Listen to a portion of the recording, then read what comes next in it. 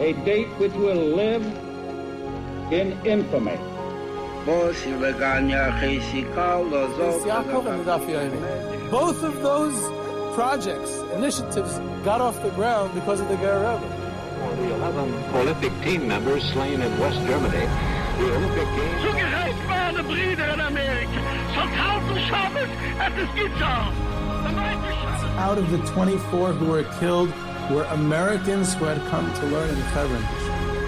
I say 1 million Jewish children who were made to be cut loose.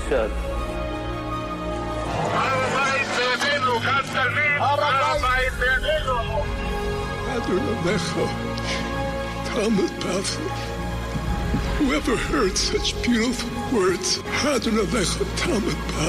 It is never too late. You hear the Geber with Jewish History Soundbites, and this episode is about self-hating Jews or Jewish anti-Semitism. I don't know, however you want to call it. In recent Jewish history, I want to start off with a story of a fellow by the name of Otto Weininger. And why this is like the ultimate or typical, archetypical self-hating Jew story. This fellow lived in Vienna at the turn of the 19th and 20th centuries. He saw himself as a Jewish guy, obviously, an assimilated Jew. Grew up in an assimilated family and was quite assimilated himself. Integrated into the elite of Vienna intellectual society of the late 1800s, and saw himself as this young budding philosopher. And he commits suicide at age 23, shot himself in a room in Vienna where Beethoven had died centuries earlier as like this dramatic flourish. And he did that shortly after his doctorate was completed. So he was Dr. Otto Weininger, and his book, he published this book about philosophy, which basically laid out his self-hating Jewish philosophy. Now, he was dripping with self-hatred. He's completely absorbed with it. He's completely obsessed with it, about how horrible Jews are and how horrible Jewish are. Now, he is a Jew, and a Jew in name only, meaning he's born to assimilated Jewish parents. He's not part of any Jewish community. And he's considered, when people discuss the subject of self-hating Jews, he's considered the ultimate epitome of an example. Now, the question we can ask is he a typical or is he an extreme example? What exactly was the Jewish identity that he was rejecting? He didn't have any Jewish identity. He's born into this Viennese assimilated Jewish intellectual society at the turn of the century, and he absorbs anti-Semitic stereotypes that were fluttering around Vienna elite society during this time. Now, later on, literally one generation later, he's born in 1880 and he commits suicide in 1903. So, literally a generation later, he has this influence, meaning his writings his ideas have an influence on the early Nazi ideology, the Nazi Party. In fact, Hitler's mentor said to Hitler on more than one occasion, "I only knew one decent Jew, and he killed himself when he realized how awful Jews were," something along those lines. So there's this influence on Nazi thinking because they absorb some of his ideas into how they view Jews, which is interesting because Weininger, specifically said Jews are not a race, whereas the entire Nazi ideology was about race. But, besides for that race thing, so they actually absorbed a lot of this. Now, I wanted to open with this story because I think it's an interesting opening. It's a he's considered like I said, the typical story, and he's not that typical. And that's related to why I picked this rather strange topic now altogether, because in the news lately, I've seen the last few months, maybe even the last couple of years, I've seen this topic rise up and, comes up now and then in the contemporary news and current events about this, here and there it pops up, this person as a Jew, they claim this, as a Jew, they claim that, and other Jews accuse them of self-hatred and of self-hating Jews and anti-Semitic Jews. Now, I don't want to focus on current events. I want to focus on history. I also don't want to focus on the psychology behind this, because there's probably a lot to say about that, about, what type of self-image these people have and all that.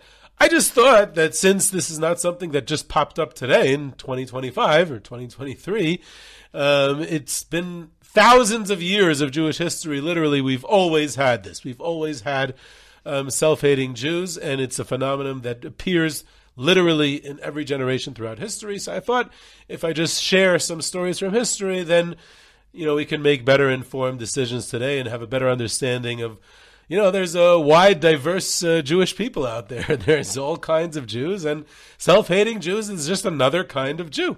And it's certainly nothing unique. We can literally point to examples of such personalities and behavior throughout the entirety of Jewish history. And I, of course, will focus on the time period and stories that I'm both familiar with and enjoy, meaning in modern Jewish history, and even more so around the Nazi era, because that's a topic that I'm particularly familiar with and I happen to enjoy researching.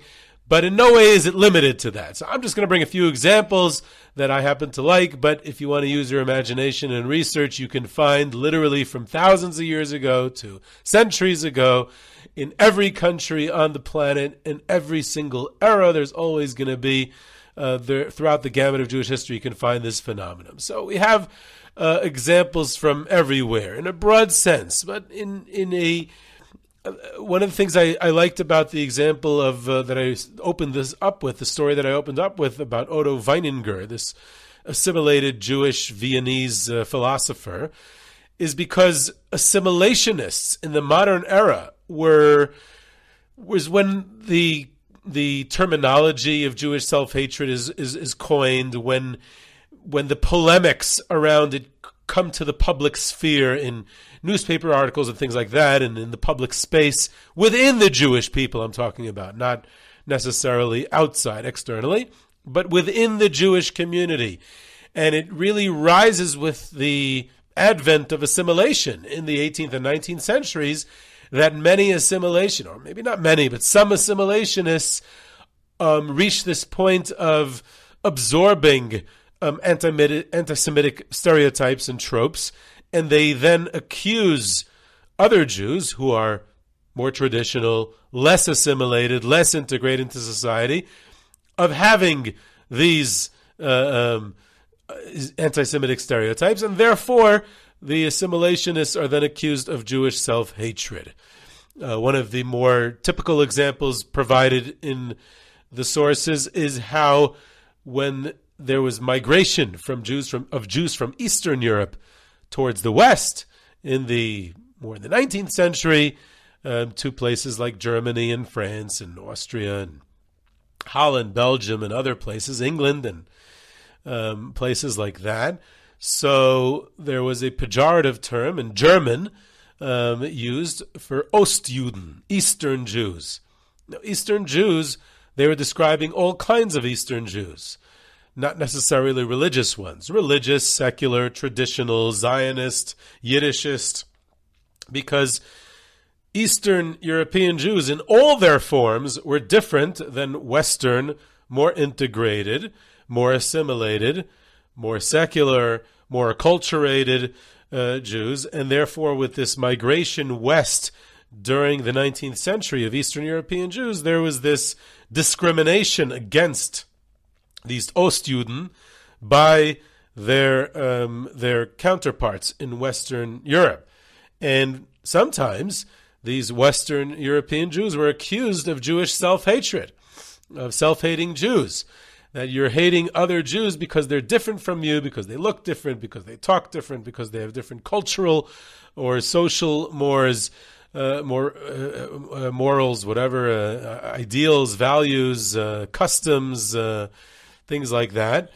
And that was a common dispute during the 19th century. But what I want to focus about when I get to specific examples is around the Nazi era. And that is a very interesting story in my view. And we'll let the listeners judge for themselves. Because you had was a very fascinating and really tragic phenomenon that there were some Jews in Germany who were optimistic and rather naive about Nazi plans for Jews. And I'm talking about in the 1930s, well before World War II started, well before there's any killing of Jews, well before even Kristallnacht, well before, for sure, well before the final solution, which only comes much, much later in 1941. So there was room for optimism and being naive about this whole what the Nazis were all about. But the Nazis didn't hide the fact that they hated Jews.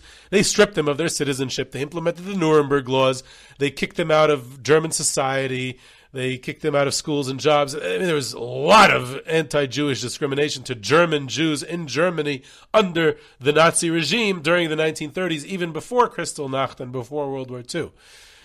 But there was this misunderstanding of Nazi ideology among certain Jews in Germany.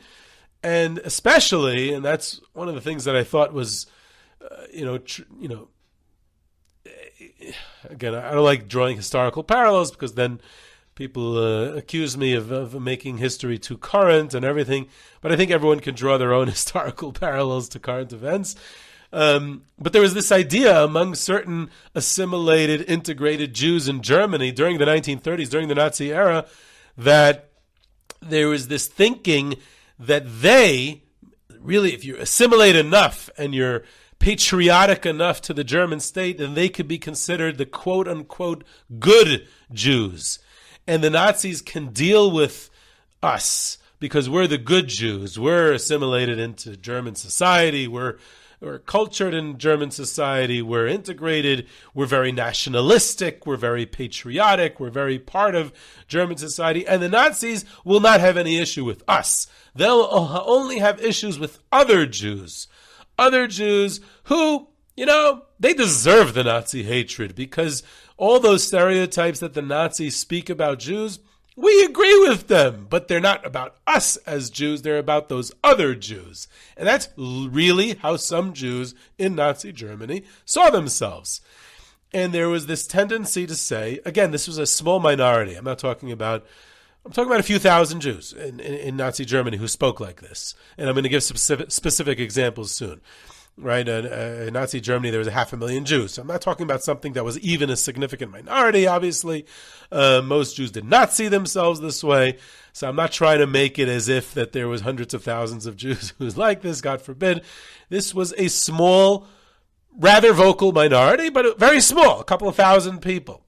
And there was this tendency among them to say that if they do the right things, again, quote-unquote right, correct, quote-unquote correct things, hoping that the Nazis will then like them, as opposed to other Jews who these self-hating Jews pretty much hate as much as the Nazis do. They kind of agree with the Nazi anti-Semitism.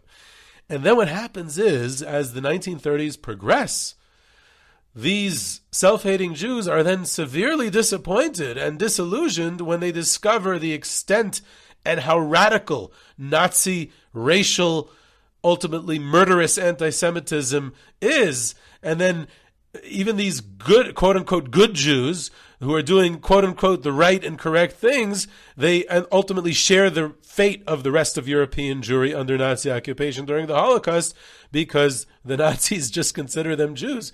They're racial anti-Semitism. They're all Jews and they don't care what their beliefs are and how integrated into society they are. And that's not something that they foresaw. They were kind of shocked by it.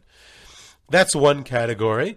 Another category entirely, a separate category during the same era, or maybe a little later, during the war itself, during the Holocaust itself, is Jews who were collaborating or cooperating, maybe we'll get into the distinction between collaborating and cooperating soon, with the Nazis during the Holocaust. Now, I want to say, even before I get to the specific examples, most of those who cooperated with the Nazis, most Jews, specifically Jews, there are many non-Jews who collaborated with the Nazis during the Holocaust because they believed in the final solution, just like the Nazis did.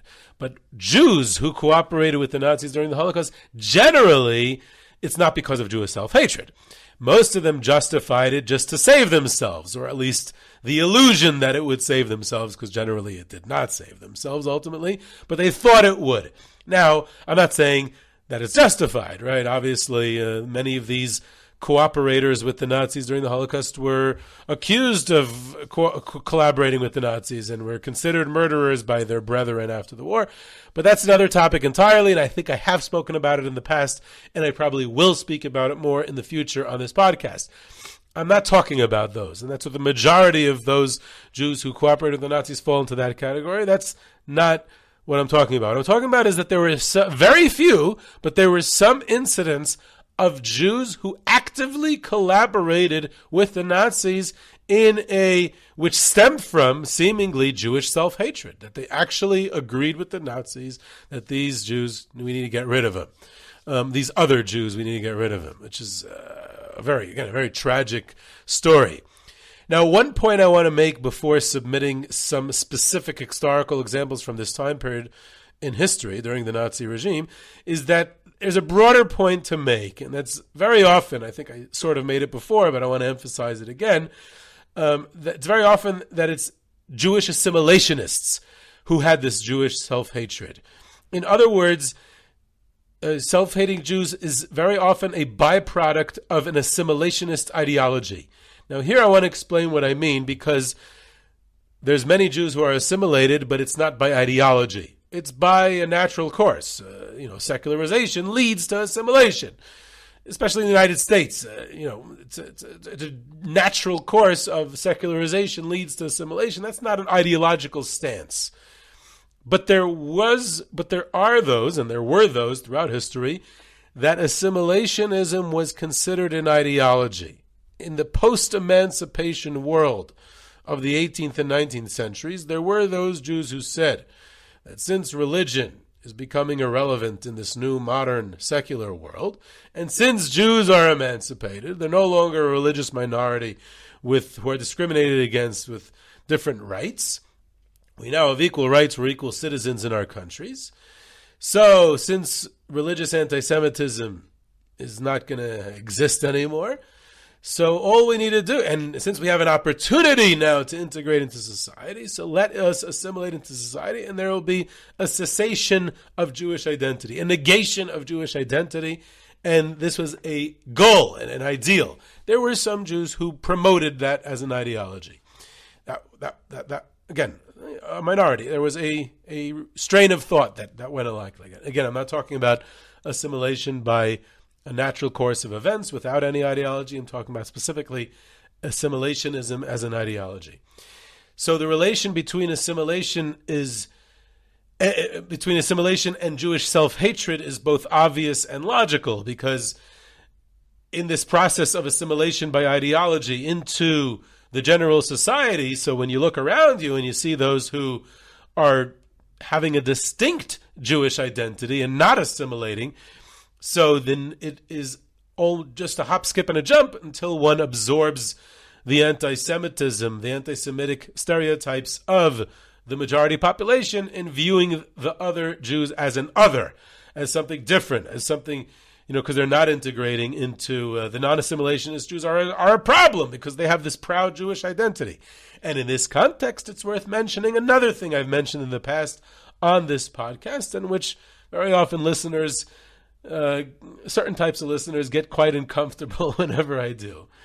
And that is that these internal Jewish movements, such as secular Yiddishism, or even more so Jewish nationalism in the form of secular Zionism, along with a slew of other internal non-Orthodox Jewish movements in the modern era of the 18th, 19th, and 20th centuries, were not only ideologically anti-assimilationist by their very nature, because they promoted a very specific, proud, distinct Jewish identity. Not only did they promote a proud Jewish identity, albeit without most or even any religious observance, but these movements actively combated assimilation. And in some instances, it was the entire reason why their movement was formed. So when assimilationist Jews it's not that they had a problem with religious Jews, it's that they had a problem with anyone who had a distinct Jewish identity. So Yiddishists or Zionists were just as much of a problem, sometimes even more so, than a religious Jew would be to an assimilationist Jew who is filled with Jewish self-hatred. Because these are others who, these secular Zionists, for instance, are someone who promote a Jewish identity in the modern era, and they see that an assimilationist self-hating Jew would see that as a problem. So I want to give a few examples. One is an organization that was called the Association of German National Jews, or the League of German National Jews. It was founded in 1921 to promote assimilation and German nationalism, and they promoted, again, as an ideology, total assimilation and extreme nationalism and loyalty to the German state. This is during the Weimar Republic. This is in 1921. This is after World War I, before the rise of the Nazi Party and Hitler. It was never large. It was quite small in number, but it's still an interesting quirk of history. In its founding document, it said that its purpose was to represent Germans of Jewish descent who, while openly acknowledging their Jewish descent, feel so completely rooted in German culture that they could not but think and feel as Germans.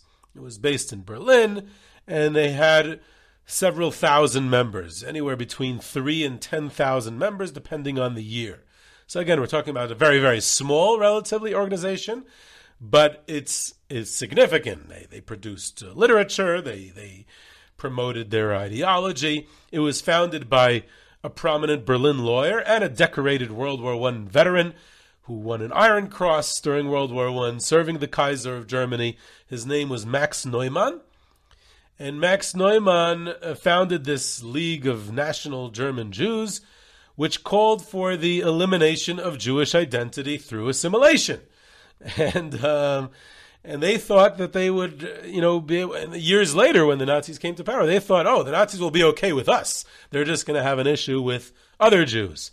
And this organization was outlawed by the Nazi government in 1935. So it only took 2 years for the Nazis to destroy this organization. Neumann, this founder, he was a captain in the German army during World War I. He was a prominent lawyer. He was awarded the Iron Cross, and he was very vocal, he advocated total assimilation, and he thought that if the Jews totally assimilate into German society, then that would solve anti-Semitism. It would end anti-Semitism. As an aside, by the way, I just want to point it out, he's probably right. He's probably correct. I have to acknowledge that Mr. Neumann was probably right. Why? Because if the Jewish people cease to exist, if Jewish identity ceases to exist and the Jewish people cease to exist, then it's likely that there will be no more anti-Semitism. So in theory, he's probably right. So this organization continued to promote assimilation in German society. It obviously was very anti-Zionist, because Zionism was the antithesis to assimilation. It was promoting Jewish nationalism, Jewish pride, Jewish identity in a secular form. But it was very, very much not complete assimilation into German society. So this organization was very anti-Zionist. They were also very anti-communist because they're right-wing nationalists. They're very patriotic and very nationalistic. And they're also anti-liberalism in general, democracy. They emphasized absolute loyalty to the German nation states. And Neumann believed that Jews should define themselves only as German citizens and nothing else. And anything else, religion, Zionism, anything else is disloyal to Germany and is not good. And therefore, he also campaigned against Ostjuden. Eastern European Jews they were flooding Germany at this time in the 1920s. There were tens of thousands, maybe more, of Eastern European Jews, religious, secular, all types. And he literally adopted what would later be, what already existed in German anti-Semitism at this point, but would later be distinctly Nazi anti-Semitism. He adopted racial attitudes towards Ostjuden. He said that Ostjuden, Eastern European Jews, are racially inferior to German Jews and to Germans in general. Incredible. Literally used racial anti-Semitism as a talking point. And he said that they're racially inferior, they're culturally inferior. He said Ostjuden, Eastern European Jews, endanger German Jews because they prevent assimilation, they reinforce anti-Semitic stereotypes, and unsurprisingly, the Nazi Party, at this point, before they outlawed them, they used the positions and the literature and the statements of this League of German National Jews for propaganda. They said, "Oh, look what these German Jews are saying about Ostjuden." So we have evidence. The Jews themselves are saying this about other Jews. So they would actually quote them in Nazi propaganda. So how did German nationalist politics and German nationalist political parties treat this Jewish nationalist organization? And the answer is, again, unsurprisingly, with total contempt and non-acceptance. The Nazis shut it down, arrested its members, and deported them to the concentration camps. And even though the Association of German National Jews shared ideologies with several German nationalistic political parties before the Nazi rise to power, all those parties, I'm not even talking about the Nazis now, other German nationalistic parties rejected them and refused to affiliate with them. By the early 1930s, Max Neumann was arguing that Jews should accommodate themselves to the reality of the emerging Nazi regime. In 1934, a year after Hitler and the Nazi Party rise to power, the Association of German National Jews wrote, "We have always held the well-being of the German people and the fatherland, to which we feel completely linked above our own well-being. Thus, we greeted the results of January 1933, when Hitler and the Nazi Party came to power through democratic elections, even though it has brought hardship for us personally." Now, if that's not a statement of Jewish self-hatred, I don't know what is. This is incredible. Despite all their declarations of loyalty, the Nazi regime dismissed this organization and regarded them with contempt, and he never accepted them. Following the passage of the Nuremberg Laws, in 1935, the Association of German National Jews was declared illegal, and it was dissolved in November 1935. On that same day, Max Neumann was arrested by the Gestapo and imprisoned at the Columbia concentration camp. See, I never even knew that Columbia had a concentration camp, and I only discovered it when I was researching Max Neumann for this podcast. He was released several weeks later. I guess he was re-educated, and he died of cancer in 1939. Most of the organization's former members and their families were murdered during the Holocaust. So the Nazis never made any distinction. There was actually another German organization. This one was even smaller and very short-lived. It was only lasted a couple of years. This first organization had several thousand members and was founded in 1921. This next one was called the German Vanguard. And it was very short-lived, but it also went much further. It only had 100 or 150 members, very, very small. This was an actual pro-Nazi Jewish organization. It was a German organization of pro-Nazi Jewish Germans, founded in February 1933 by a fellow by the name of Hans Joachim Scheps, and it was dissolved in December 1935. So it lasted about 3 years, right? Almost 3 years. Now remember, Hitler comes to power in January 1933 in Germany. So literally a couple of weeks later, there's this organization that's founded of Jewish Germans, Who was this character, Hans Joachim Scheps? He was a German Jewish historian, and he was a professor at a university in Germany. And he founded this organization, the German Vanguard, and it was mostly Jewish university students. So it's founded by a Jewish university professor, and it had about 150 members. Almost all of them were German Jewish university students. They were very nationalistic, very anti-Zionist, and they wanted total assimilation into the German society. And they were referred to as Nazi Jews because they were pro-Nazi. And they basically, he wanted his followers to integrate into the Nazi Reich. It's unbelievable. I mean, it's hard to believe that they actually wanted this, and they tried to do it. And the Nazis dissolved the organization, and then they forced this character, Hans Joachim Scheps, into exile. And he escapes in 1938 to Sweden, where he remains the rest of World War II. Right after Kristallnacht, he runs for his life and escapes.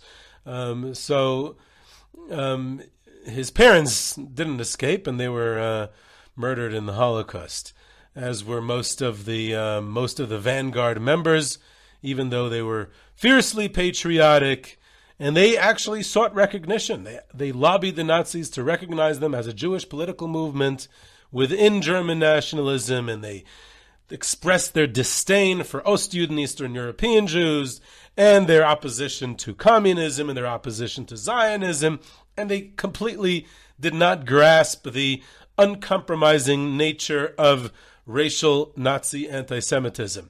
They had a newspaper. This small little organization had their own newspaper called the German Vanguard. It was its subtitle was Newspaper of a Group of German Jews. And in there, I just want to quote one quote from this Scheps fellow, among other things: National Socialism, meaning Nazism, saves Germany from destruction. Today, Germany is experiencing its Volkisch renewal, and he called for an acceleration of the absolutely necessary separation of German and non-German Jews, as well as the collection of all German-conscious Jews under uniform authoritarian leadership, while bypassing the old Jewish organizations as much as possible. Unbelievable. It's like you think that it's not even possible, but there it is. That's the first type. The second type that I want to mention briefly is a few instances of collaboration with the Nazis, which wasn't just cooperation, trying to save themselves. It was active collaboration. And again, I'm just mentioning a few examples. One of the more famous ones was actually in the Warsaw Ghetto, by a Polish Jew in the Warsaw Ghetto named Avraham Gańcewicz. And Avram Gańcewicz he was a kind of like an underworld mafia, mobster, gangster type of criminal figure, even in Poland and Warsaw before the war. And he continued his criminal activities in the Warsaw Ghetto. And he ran an organization, a underworld criminal mobster type of organization in the Warsaw Ghetto called the Drahtsener, der Drahtseners in Yiddish, the 13. It's because its headquarters, its hub, its headquarters was at 13 Leshno Street. It was like Leshno Street was like the main thoroughfare of the Warsaw Ghetto, one of the main thoroughfares of the Warsaw Ghetto, the old Jewish neighborhood before the war also. So they were known as the Drahtseners. Now Avram Gańcewicz was in general a crook and a criminal and a ganav and doing all kinds of horrible things to his fellow Jews in the first couple of years of the war, but it got much worse once the deportations begin, because he's not one of the, meaning we always talk about the Judenrat, the Jewish Administrative Council in the Warsaw Ghetto and other ghettos, or the Jewish police, and they're accused of all kinds of cooperation or even collaboration with the Nazis. Here I'm talking about something else. He's not even in one of these official capacities as the Jewish police or the Judenrat. He's actively collaborating with the Nazis on his own initiative, and the Nazis are using him, and he's an informant, and he's capturing Jews, and he's literally actively getting Jews deported and murdered. And that's the most active collaboration you can have. He's probably the most extreme example of it, him and his crew of Jewish gangsters, and they obviously were absorbed with some sort of Jewish self-hatred. There's another few examples from Western Europe, which also I found to be tragically fascinating. There's a woman in Berlin, a German Jewish woman named Stella Goldschlag-Kibler. Her maiden name was Goldschlag. She was married like 4 or 5 different times. One of her first husbands was Kibler. She was born in Berlin into an assimilated Jewish family, very assimilated, and she and her family experienced the full gamut of Nazi anti-Semitic policies throughout the 1930s and early 1940s, culminating in forced labor in a camp in 1941. So she goes through the whole, as a Jew, as an assimilated Jew, she experiences all the anti-Jewish discrimination of the Nazis throughout the 1930s and early 40s. In 1942, deportations, the Nazis are deporting German Jewry to extermination sites in the East, and it's in full swing. And at this point, she obtains false papers attesting to her Aryan status, that she's officially a German, so she gets false documents. Her looks apparently supported that, and she now lives in Berlin under a false identity. Okay, we move ahead. In the summer of 1943, she and her parents were caught and slated for deportation. In order to avoid deportation, she agreed to cooperate with the Gestapo and to start to officially work for them as a chapper, as a catcher of Jews in Berlin and its environs who were hiding under false identities, and to hand them over to the Gestapo. At first, she agreed to do so only under torture in order to save herself. But very quickly, she began to really enjoy it, and she became very passionate about it, and she pursued Jews with a vengeance, going way above and beyond the call of duty. She made it her personal mission to hand over as many Jews to the Gestapo to be killed. She did it with alacrity and ultimately with a literal hatred for other Jews. She was actually very creative in how she managed to find Jews and hand them over to the Gestapo to be deported and killed. She was promised initially that she and her parents would not be deported in exchange for her services, in addition to a payment by the Gestapo to her of 300 Reichsmark for each Jew she found.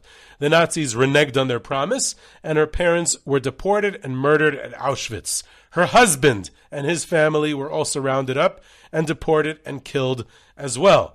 Despite this, she continued. She continued to eagerly work for the Gestapo, and she was quite successful as well. It's unknown exactly how many Jews she delivered to the Gestapo to be killed, but estimates vary between 600 as a minimum and 3,000 Jews as a maximum. By one woman. She continued doing this work until March 1945. I remind you that the war in Berlin ends in April 1945. So she's basically doing this until she can't anymore because the Battle of Berlin makes it impossible. So until the last second, she's doing all she can to hand over as many Jews to the Nazis as possible. She wanted to continue, even in March. But at this point, most of the SS were working on ways to escape in the last days of the war, so she simply could not continue. Following the war, the Soviets tried and convicted her for collaboration, and she served 10 years in a Soviet prison. Following her release, she escaped to West Berlin. She was arrested and tried again on the Allied side. The Soviets were the Allies originally also. On the West Berlin, the non-Soviet side of Berlin. And in this trial, she was convicted again. But her time served in a Soviet prison meant that she was not sentenced to more prison time because it was counted as time served. And at this point, this is in the late 1950s, she goes public with her anti-Semitism.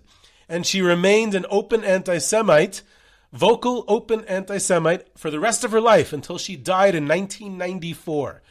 Another woman, in Holland this time, her name was Ans van Dijk, a Jewish woman who grew up in Amsterdam. She sustained Nazi persecution during the occupation of the Nazis of Holland during World War II and the Holocaust. The Nazis occupy Holland in 1940, and she goes through the whole persecution that Jews of Holland went through. In 1943, she was arrested for deportation, by the Nazis, and then she was released in order to collaborate with the SS. So she did it initially to save herself, and her job was to find Jews in hiding. She found at least 150 Jews, most of whom were subsequently murdered by the Nazis, and it's likely that there were even more, maybe even a few hundred more, who were caught as a result of her active work on behalf of the SS. She even trapped her own brother and his family and betrayed them, leading to their deaths as well. After the war, she was charged at a Dutch court, and she pled guilty to all charges. But in her defense, she claimed that she acted out of self-preservation, which we know is the majority of those Jews who cooperated with the Nazis did so to save themselves. So that would seem logical. Maybe it's not justified, but it's at least logical. But then the evidence was presented at the trial, which disproved her claim. It was proven that she was eager to trap Jews and hand them over to the SS. She took initiative in the process and overall was much more proactive than someone acting out of self-preservation. Not only that, she was also paid and received money for every Jew she betrayed to the SS. So she did this presumably out of some sort of Jewish self-hatred at some point. She was sentenced to death and killed by firing squad, becoming the only woman in Holland killed after the war for collaboration with the Nazi regime during the occupation. The night before she was killed, she converts to the Catholic Church. There was another woman from Holland named Betje Very. 3 of her grandparents were Jewish. One of them was not. So under the Nazi occupation of Holland during the war, she lobbied the Nazi government in Holland for a long time to be recognized as only half Jewish, and this would prevent her from being deported for the time being. In late 1943, when it seemed that she was going to get deported despite her status of half Jew, she was hired by the SS to work as an informant for pay. She was very successful at this work, and she became a full-time Jew hunter. They paid her well, because she was able to deliver quite a number of Jews to the SS. She's also tried after the war and served some prison time, but she was later released and only died in 2006, having lived quietly and peacefully in Holland until then. It's interesting that all 3 of those were women. There is another weird story that I came across with the Lehi, one of the more militant underground fighters in British Mandate Palestine that fought against the British. They were very, very anti-British, and they were so anti-British that they saw the British as a greater enemy than the Nazis. And therefore, they reached out to the Nazi regime in January 1941, the middle of the war, middle of the Holocaust. The Lehi, the Jewish Lehi in Palestine, reaches out to the Nazi Germany and says, "We are anti-British. You're anti-British, right? So let's make a deal that if you allow European Jews to come to Palestine, then we'll fight the British together." The Lehi and the Nazis, unreal. It's like, and they deliver this message to the German Nazi ambassador to Turkey, who then forwarded this message from the Lehi to Berlin, but the Nazis never even bothered to respond to the Lehi's offer. So that's a fascinating story. Obviously, there's many other instances in this unfortunately all too common phenomenon throughout Jewish history, at all times, in all places. These were just a few of my favorite examples, and naturally I tend to gravitate to the Nazi era. And from that, you can extrapolate to today. I don't want to get into current events. Some Jews today are just simply misguided, and maybe they're supporting anti-Semites openly and publicly, but it's unlikely that they're actually infected with Jewish self-hatred themselves. But there are those who cross the line, and they're actually absorbed with some sort of Jewish self-hatred. So it's worth knowing that it was a phenomenon that was unfortunately a reality throughout Jewish history. So this is Yehuda Geber with Jewish History Soundbites. You can reach me at yehuda@yehudageber.com for questions, comments, sources, tours, trips, sponsorships, and lectures. You can help out the podcast by telling your friends and family about the podcast, spreading the word. You can also leave a review and a rating on any podcast app. You can subscribe to Jewish History Soundbites on any platform, and I hope you enjoyed.